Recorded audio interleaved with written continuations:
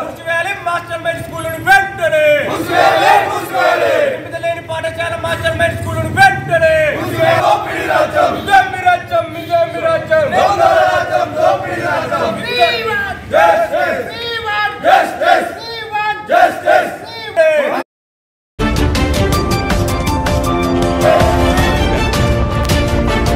నా పేరు బొల్లెపల్లి స్వామి గౌడ్ అండి. బీసీ విద్యార్థి సంఘం రాష్ట్ర ఉస్మానియా యూనివర్సిటీ రీసెర్చ్ స్కాలర్.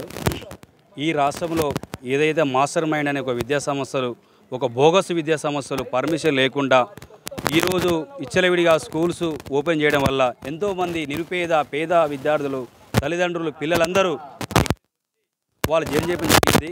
వారి కాంచి డిఓ గారిని నేను మీకు కలవడం జరిగింది. వారు ఎండర్స్మెంట్ ఆర్డర్ ఇవ్వడం జరిగింది. వారు కూడా పర్మిషన్ ఇక్కడ వచ్చేసరికి ఇక్కడ కావాలి వెంకటయ్య అని చెప్పేసి షేర్లింగంపల్లి ఎంఈఓ గారు రావడం జరిగింది.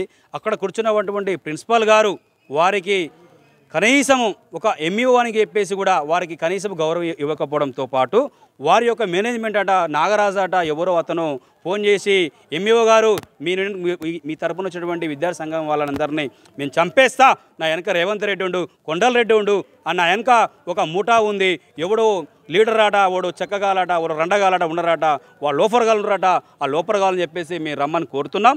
ఇప్పటికైనా అరే రాజు, నీ అనుకున్నది ఎవడో ఆడు రావాలి, నువ్వు చేస్తున్నటువంటి నీ రౌడీయిజం, నీ గుండాయిజం బయటపడుతుంది బిడ్డ అని చెప్పేసి తెలియజేస్తున్నాం.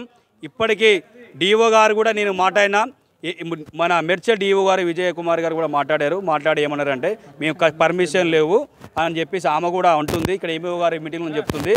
అన్నీ కాదు, ఇమ్మీడియట్లీగా ఈ స్కూళ్ళు ఒక స్కూల్తో ఆగదు, ఎన్ని స్కూల్స్ ఉన్నాయి అన్ని స్కూళ్ళు మేము రద్దు చేస్తాం.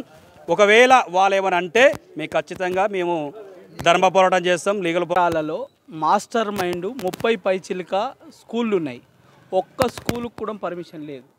మరి పర్మిషన్ లేని స్కూళ్ళని నడిపించడంలో యాజమాన్యాలు వాళ్ళు అంటే పర్మిషన్ లేని స్కూళ్ళు పెట్టుకొని డబ్బులు సంపాదించుకోవడంలో చిత్తశుద్ధి చూపిస్తుంటే మరి గవర్నమెంట్ ఏం చేస్తుంది? పిల్లలకు నాణ్యమైన విద్యను అందించే స్కూళ్ళని నడిపించాలి కానీ ఇలాంటి పర్మిషన్ లేని మాస్టర్ మైండ్ స్కూళ్ళని నడిపించుకుంటూ వేల లక్షల రూపాయల ఫీజులు దోపిడీ చేస్తుంటే మరి రాష్ట్ర ప్రభుత్వం ఏం చేస్తున్నట్టు? గడిచిన ప్రభుత్వంలో కూడా ఇలాంటి ఏదైతే స్కూళ్ళ మీద ఎన్నో రిప్రజెంటేషన్ ఇచ్చినాం, అన్ని ఏ స్కూల్ మీద ఇప్పటి వరకు చర్యలు లేవు. అయినప్పటికీ ఇప్పుడు కంప్లైంట్ ఇచ్చి మా ప్రభుత్వం అని, కొత్త ప్రభుత్వంలో కూడా మా ప్రభుత్వం అని మేము రిప్రజెంటేషన్ ఇచ్చి ఎంఓఓ గారిని తీసుకొచ్చినాం.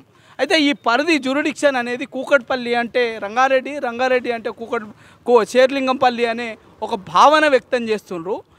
ఇలాంటి స్కూల్ ఏదైతే ఉన్నారో వీళ్ళ దగ్గర సరి అయిన ఫ్యాకల్టీ లేదు, బిల్డింగ్ పర్మిషన్ లేదు, ఫైర్ సేఫ్టీ లేదు, సో ఇది జిహెచ్ఎంసీ మున్సిపాలిటీల పర్మిషన్ లేదు.